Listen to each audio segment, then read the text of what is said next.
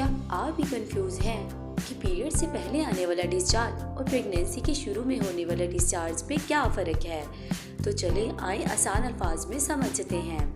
Period से पहले का डिस्चार्ज ये अक्सर सफ़ेद या हल्का पीला होता है, थोड़ा गाढ़ा और चिपकदार भी हो सकता है और पीरियड शुरू होने से 1-2 दिन पहले बढ़ जाता है।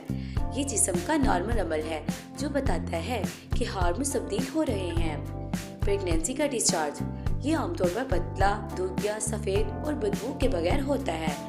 अक्सर ख़वातीन को यह हमल के पहले हफ्तों में ज़्यादा महसूस होता है क्योंकि इस वक्त जिस्म बच्चा दानी की हिफाजत के लिए ज़्यादा माया पैदा कर रहा होता है। कि याद रखें, अगर डिस्चार्ज में बदबू, खारिश या रंगत जर्द हो या सब्ज़ हो तो फ़ौरन डॉक्टर से रजू करें। ख़वातीन से जुड़ी मज़ीद मालूमात के लिए हमारे चैनल को सब्सक्राइब करें, वीडियो को लाइक एंड शेयर करें।